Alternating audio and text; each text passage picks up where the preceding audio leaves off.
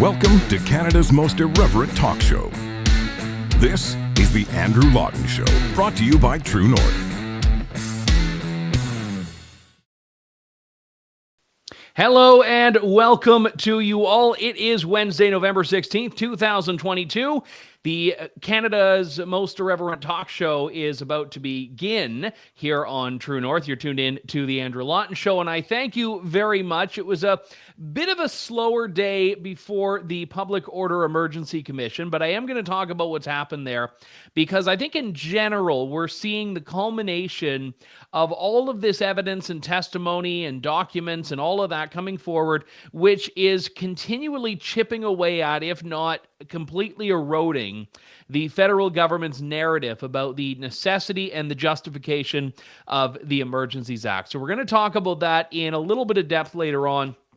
But I want to shift the spotlight to China, which is not something I've talked about on the program in a while. It's an issue that matters a great deal. China is vastly becoming a global superpower, and you needn't look further than Canada to see it.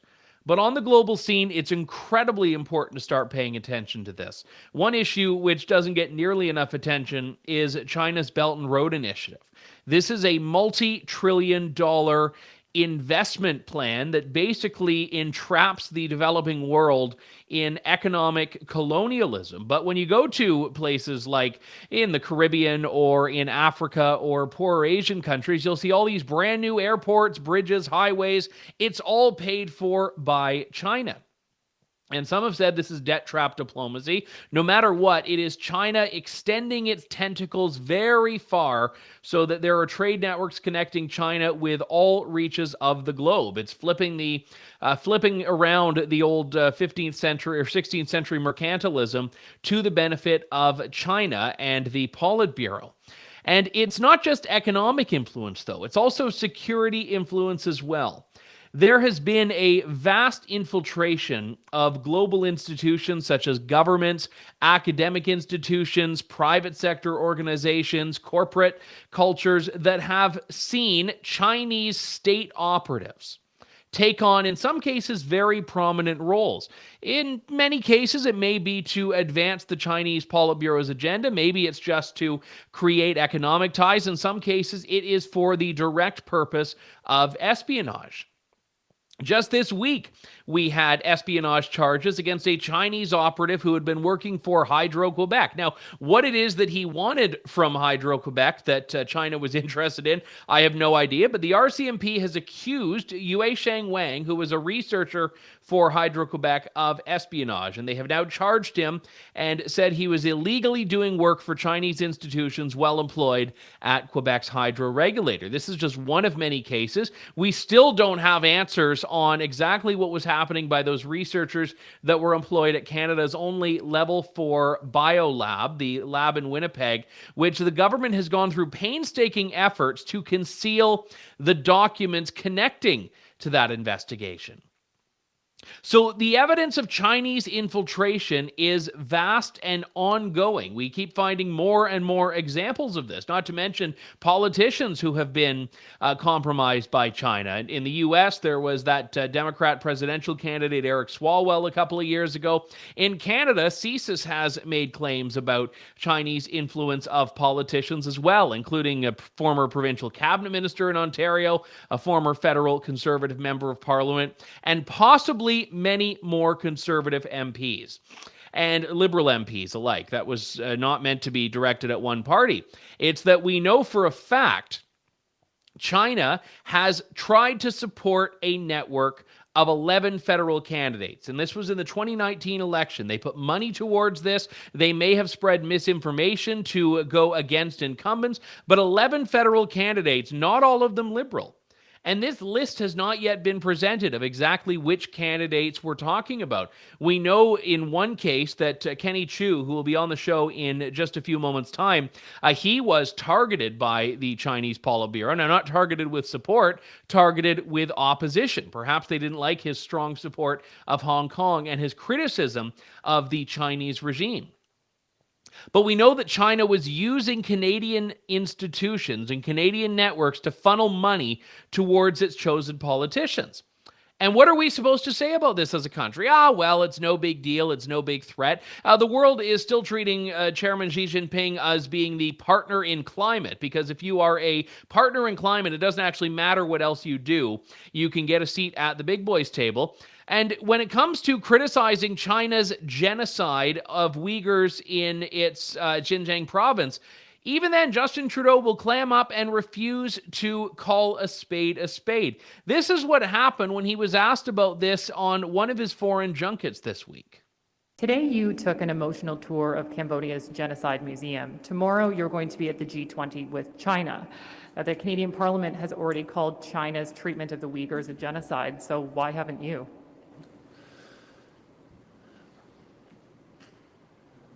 As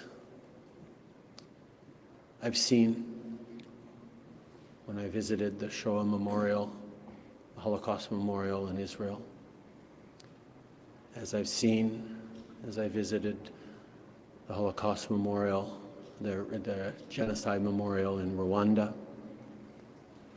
as I saw today visiting and seeing the history of the genocide that happened here in Cambodia.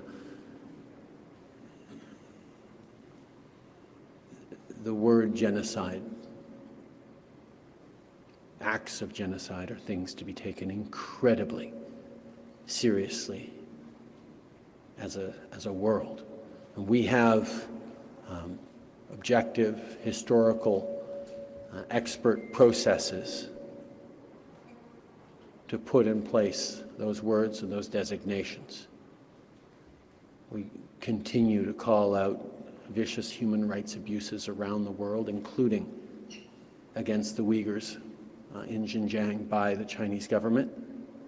But designations of genocide need to be made by proper international authorities.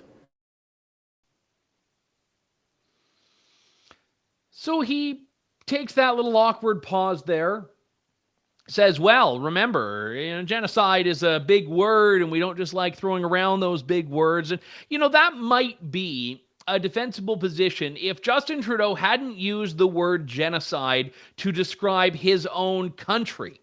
If he hadn't accused the Canadian government, over which he presides, of perpetrating a continued genocide against Indigenous women and girls.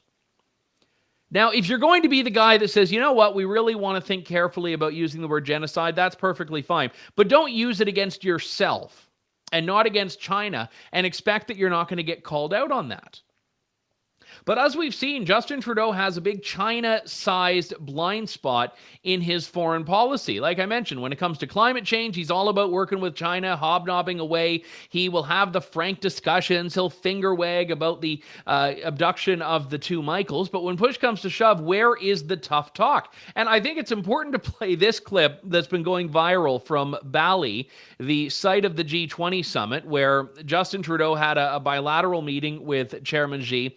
And Chairman Xi didn't like the news of the contents of that meeting made its way into the press. And he decided to take his concerns to Justin Trudeau directly. Everything we discuss is then leaked to the paper. That's not appropriate. And that's not how the way the conversation was conducted.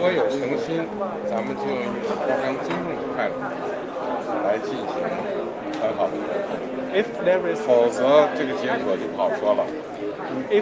sincerity on your part, free and open and frank dialogue, and that is what we will continue to have. We will continue to look to work constructively together, but there will be things we will disagree on, and we will have to let's create the conditions first.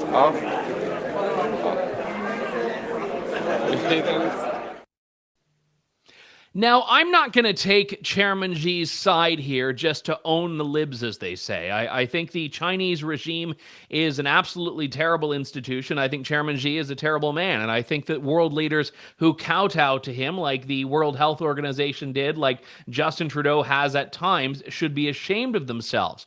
But I also will point out the inherent weakness here, which, I mean, by the way, I do enjoy that Justin Trudeau didn't even wait for the translator to translate before just like using the talking points of, oh no, we will always support in Canada free and frank dialogue and so on. He's just like, I don't actually know what I think about that. I like cutting off the translator, because if you know that you don't care what he's going to say. But where's the tough talk? What Chairman Xi is doing there is blaming Justin Trudeau for not clamping down on the press, evidently, for allowing the media to report about what the two discussed, when I don't think it would be appropriate for there not to be some scrutiny about what the two were talking about, especially when Canadians were understandably asking Justin Trudeau about it. Did you condemn the genocide against the Uyghurs? Did you condemn the influence and infiltration of Canadian institutions? Why should Canada have to play nice with China when China is out there trying to trample all over Canadian democracy? We're going to talk to two men who know this file very well. One is Garnet Jenis, the Conservative MP, who will join us very shortly, and also Kenny Chiu, the former Conservative MP, who I've talked to about this issue in the past. Kenny, it's good to have you back. Thanks for coming on today. Thank you for having me, Andrew. Good to talk to you. Let me just bring up the 2019 election, because you sounded the alarm about this, and I think a lot of people kind of dismissed it when you pointed out that there were some irregularities here, and that certainly you knew that you were the subject and the target of misinformation campaigns that were eerily similar to Chinese regime talking points here. Information a couple of years later now reveals that there were 11 federal candidates that China was backing, and we haven't gotten the list of who those are, but are you surprised by this, by the scale of this operation in the 2019 election? Not really, Andrew, because knowing what the Chinese communists are capable of doing and their ambitions of performing, influencing a country, an easy target like Canada would be something they would do. What I experienced in 2021, it's something that would be even more outrageous and obvious comparing to what CSIS has reported to Parliament, and not Parliament, sorry, the Prime Minister's office and the cabinet, certain selected ministers. It would be even more so. But if with what happened in 2019, CSIS now finally come to terms with it and realize that there have been evidence of that happening, I'm very curious to see what their finding is for 2021, not just because that I personally am involved, but also because I know that there has been other cases in 2021 election that involve China as interfering in our country. So I'll ask about what you think the motivations are, because in your case, you had been a critic of the Chinese regime, and it was understandable. I don't not support something I support, but it's understandable that the Chinese regime wouldn't want someone who's criticizing them. Is your view that China is trying to vote or get Canadians to vote out critics, or do you think they actively want to support people that they think are going to be friendly to them? It's both, Andrew, because what they want to do is to influence Canada's positions on many issues. And let me just take this opportunity to say this: it's not just China. It is common for foreign countries to actually want to influence and interfere with our country's policy and directions. Russia and Iran are two of the countries that have been named several times by CSIS reports. However, given what China is now capable of doing resource-wise, and also ambitious in doing, they are the most capable and the most blatant in doing what they're doing right now. And so I'm not surprised. I'm surprised by how our country has failed to protect not just our democracy, our democratic institution, but also, to say it blatantly, to protect our visible minority, because China, it's now influencing, trying to capture all Chinese diaspora and telling them that China is the only country that represent their well-being, and that's not the case in a peaceful, multiculturalistic country like our country, Canada. Yeah, and I mean, some of those diaspora challenges are quite chilling. There was a story that came out, I think it was a few weeks back or so, where we found out that China was managing these overseas police stations, for lack of a better term, and trying to give Chinese citizens or Chinese nationals who live in countries around the world, including Canada, a place to go that seems to subvert law enforcement in those countries. So there is an active challenge, it seems like, for China's regime to extend its reach beyond its own territorial borders. Absolutely, Andrew. It's not the first time, though. In 2015, if I recall, Mr. Sam Cooper, an investigative journalist, he had already reported that the Chinese police are functioning in Canada. And we know that Lai Cheong-sing, a fugitive running away from the Chinese communists, he also reported that he's been almost kidnapped successfully back to China.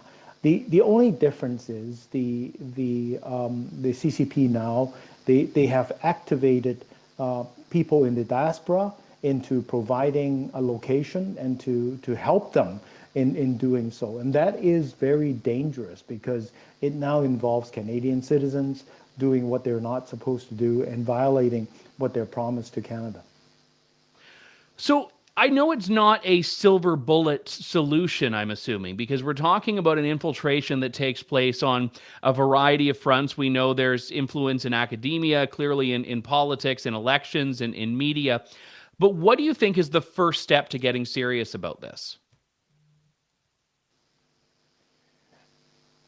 To make it a nonpartisan issue, we must learn from the Australians, who, even though has a far more economic dependency on trade with China, and yet they still prioritize their country's interests way above the partisan politics that we're seeing in Ottawa right now.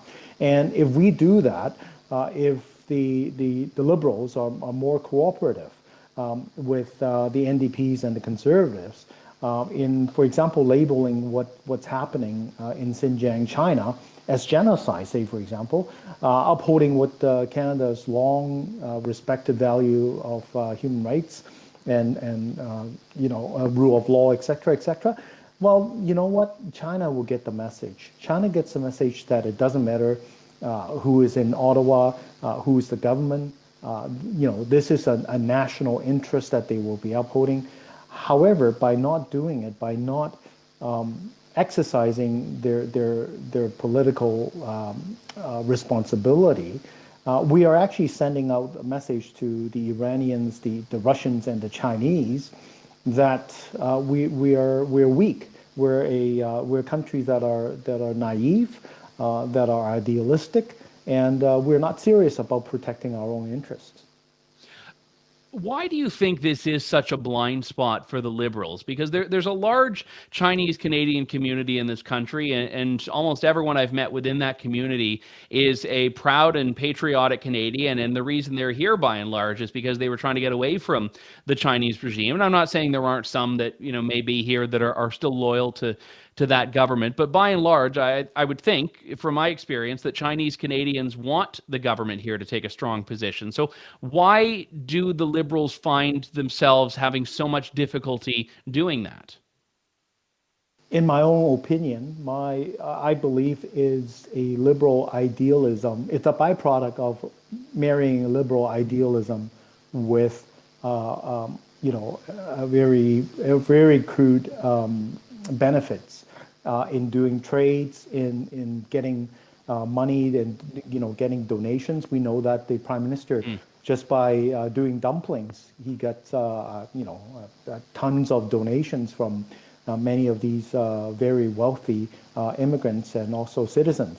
And idealism, I mean, if you look at what Justin Trudeau's father believed about communism, he has a romantic idea of what communism is, and he establishes a very good relationship with China right in the middle of the China's cultural revolution that actually destroys the cultural fabric and the cultural soul of this thousands-year-old China, and pitting sons against fathers, students against teachers, destroying the entire society's moral. And yet Justin Trudeau's father believed that, China, it's the communist China. It's actually something that he could ally with. So with that kind of education, with that kind of familial background that is in place, I'm not surprised that Justin Trudeau started with an idealistic, leaning and also bias, favorable to the communist Chinese. Yeah, and I mean, I think I mentioned it earlier, but the climate change example is a very good one here, that you get all of these people that are butting heads about issues like, oh, perhaps the two Michaels when they were imprisoned, or human rights abuses, but everyone thinks they can all just sort of set that aside because climate change. And I think that it was very rich when Chairman Xi says that it's on Trudeau to build the conditions for frank discussion when China hasn't really been interested in doing that on its part. That our prime minister is rich in the lip services and also signaling virtues. Yeah, neither comes off particularly well there.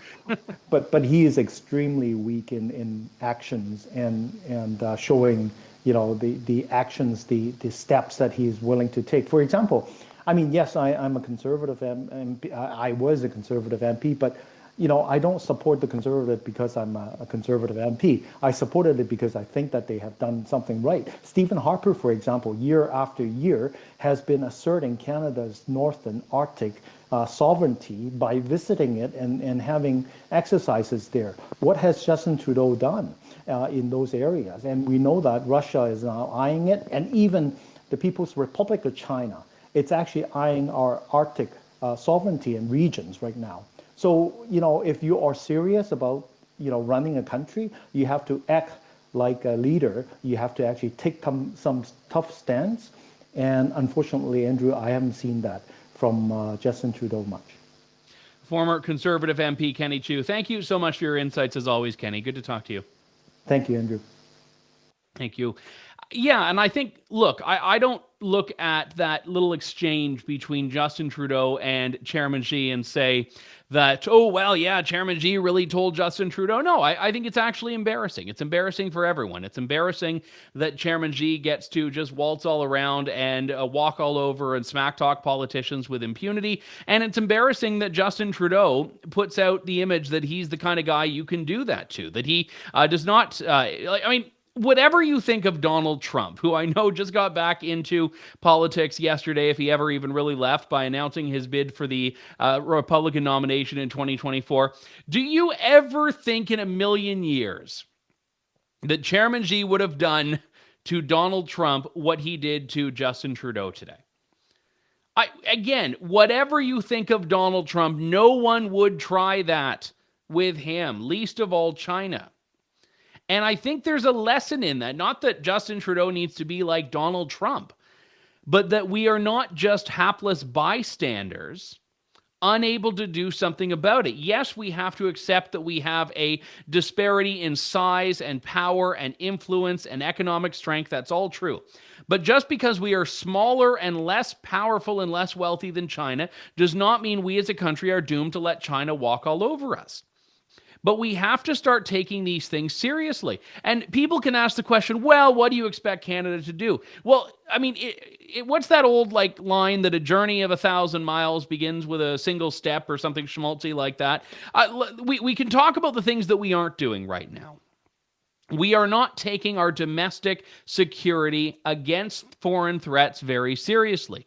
We are not demanding accountability and making noise about all of the things that have happened with these Chinese influence campaigns. Why is it not front page news that we had a guy who's accused of spying for China working for a public utility in Canada? Why has everyone just conveniently moved on from that discussion about the demand for documents and accountability and information about those Chinese spies that were working for Canada's secret biosecurity lab? Why has that not been an issue that has remained front and center?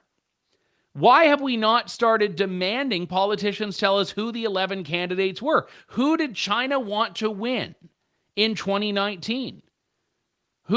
Don't you think that's kind of interesting information when CSIS is saying, yeah, there were 11 candidates that China was backing. There was money flowing to them, including through an elected member of provincial parliament's office.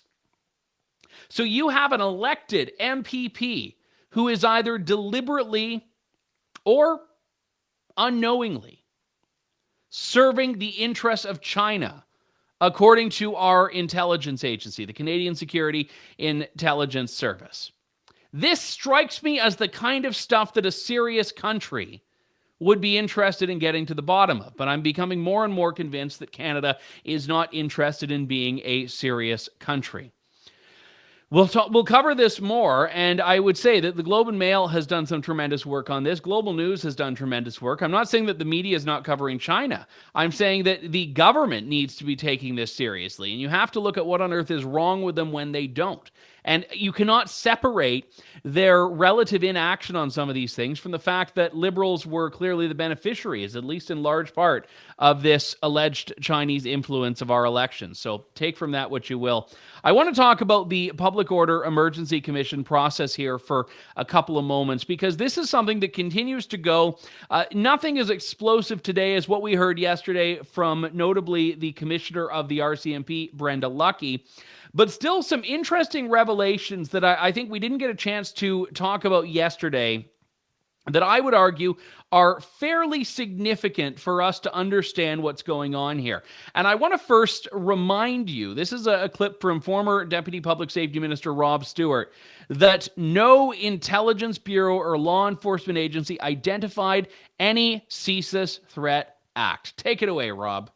What intelligence bureau or agency or law enforcement agency told the government, here's the evidence of reasonable and probable grounds or reasonable grounds of a Section 2 CSIS Act threat? And you know, I take it now because it's advised to you that that's required to invoke the Emergencies Act. It's in the documents. You were advised of that. Yes. Right. So what agency gave you the evidence and the intelligence that said, hey, we have reasonable grounds of a Section 2 CSIS Act threat? There wasn't one, was there? So let me explain. Nobody bringing advice to the table other than CSIS is assessing that against that threat. Nobody advising the cabinet. The cabinet is making that decision. And their interpretation of the law is what governs here and the advice they get. And their decision was, evidently, that the threshold was met. With respect to the ministers making the decision, when you're talking about ministers, you're talking about the elected executive, correct?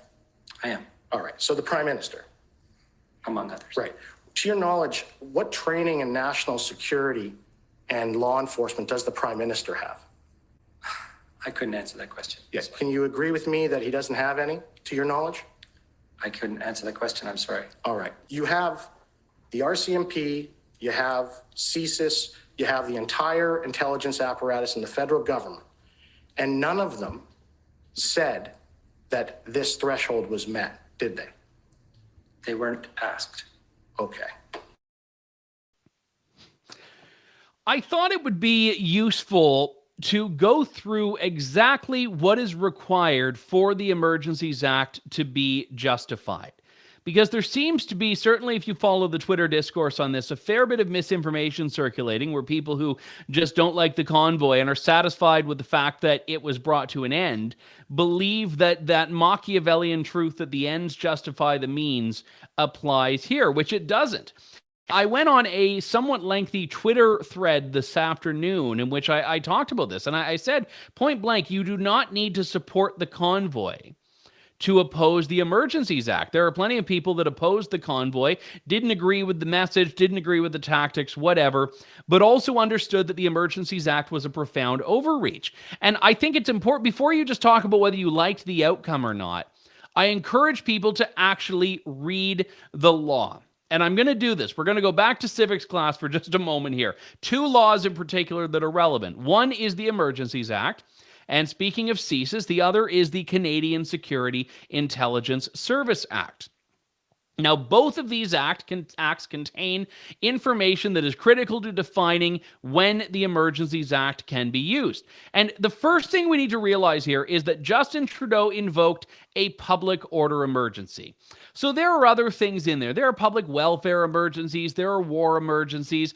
All of that is in the Emergencies Act. We're talking about Part 2, a public order emergency. Now, this must arise from the following: threats to the security of Canada, and a situation that is so serious as to be a national emergency. So there are two premises there. Premise one is that a public order emergency requires there to be an emergency arising from threats to the security of Canada. The second premise is that it has to be so serious as to be a national emergency. Premise one you see defined underneath there. Threats to the security of Canada, that is defined by the Canadian Security Intelligence Service Act, Section 2. Now let's take a look at Section 2 of the Canadian Security Intelligence Act, why don't we? It lists 4 criteria. 1, espionage or sabotage. 2, foreign influenced activities that are detrimental to the interests of Canada. Now, I should say here that foreign influenced activities refers to state influence, foreign state actors, not just, a guy in Iowa donated to the convoy. Number 3, activities within or relating to Canada directed toward or in support of the threat or use of acts of serious violence against persons or property for the purposes of a political, religious, or ideological objective. D, activities directed toward undermining by covert, unlawful acts or directed toward or intended to ultimately lead to the destruction or overthrow by violence of the established system of government in Canada. And there's a caveat there that this does not include lawful advocacy, protest, or dissent. So those are threats to the security of Canada. There was a great moment early on in the Public Order Emergency Commission when Brendan Miller was talking to, was an OPP intelligence officer, and he went line by line. Was there evidence of espionage? Was there evidence of sabotage? Was there evidence of foreign influence activities? And so on. And the answer was no to every single one of them. So all of those are the criteria, or any one of, for a threat to the security of Canada. There still is a premise here that we haven't addressed. Let's say there is a threat to the security of Canada constituting a public order emergency. It still has to rise to the level of being a national emergency, which carries yet another definition. And the national emergency, we go back to the Emergencies Act, is an urgent or critical situation that seriously endangers the lives, health, and safety of Canadians and exceeds the capacity or authority of a province to deal with it, or seriously threatens the ability of the government of Canada to preserve the sovereignty, security, and territorial integrity. And there's another caveat there. It cannot be effectively dealt with under any other law of Canada. So there has to be a threat to the security of Canada, and it has to be so large as to be exceeding the ability of provincial governments to look after it, and not something that can be dealt with within existing laws. So even if there were an established threat, which I have not heard any evidence of, there still is that additional test that would need to be met, which I also think is very questionable, because all of these police officials have been saying, yes, we could do this under existing laws. And again, there's no carve-out for police incompetence. There's no carve-out for, but the OPP wasn't getting along with the Ottawa Police Service. That does not justify the Emergencies Act. So all of these questions you might have about whether the government should have engaged protesters, how police should have responded, how long the protest should have gone along, this is all stuff that we can debate, and I would encourage us to debate it. But it has nothing to do with that question of law, which is not a normative question. That question of law, was the Emergencies Act justified? And I don't think you can say under these circumstances, with all of the evidence that we've heard, that it was. Now, there is one little catch there. There's one asterisk that I want to share, and that is that the Public Order Emergency, the Emergencies Act, says that it's when the governor in council, so that's cabinet, believes and has the word they use is reasonable grounds, believes on reasonable grounds that a public order emergency existed. So there may actually be for the government some wiggle room that even though there was clearly no emergency, well, they had reasonable grounds to believe. And that's the aspect to be worried about here. So it's very interesting to note not just what the facts were on the ground, but how many of those facts Cabinet knew about. Which is why it was very critical to learn that Cabinet knew about the negotiations with police, that Cabinet knew about the fact that there were no weapons, that Cabinet knew all of these things, because that's proof that their reasonable grounds were being obliterated. So I believe what we say in the current parlance is thank you for coming to my TED Talk. That is how the Emergencies Act works. We will continue to follow the Public Order Emergency Commission and Chinese influence, which I think constitutes more of an emergency in Canada than the truckers ever did, and lots more. I thank you so much. If you want to support the work we're doing at True North, please head on over to donate.tnc.news, donate.tnc.news, and if you're interested in delving into what truly happened in Ottawa earlier this year, you can pick up a copy of my book, The Freedom Convoy, The Inside Story of 3 Weeks That Shook the World. And thanks to all of you who have already read it and enjoyed it. To that effect, I will say on Saturday, I'm going to be in Whitby, Ontario for Rebel Live. I'll be speaking there. Tamara Leach is going to be speaking. Ezra Levant, I believe Artur Pawlowski. I think Maxime Bernier is going to be there. It's going to be a lot of fun. So if you want to come out, you can get tickets at Rebel's website. That'll be on Saturday. No idea when I'm going to speak, but hopefully we have a good time. And if you are there, do come out and say hello. With that, I will say farewell to you all now. We'll be back Friday for Fake News Friday, and then in Whitby on the weekend. Have a good one, everyone. Thank you. God bless, and good day to you all. Thanks for listening to The Andrew Lawton Show. Support the program by donating to True North at www.tnc.news.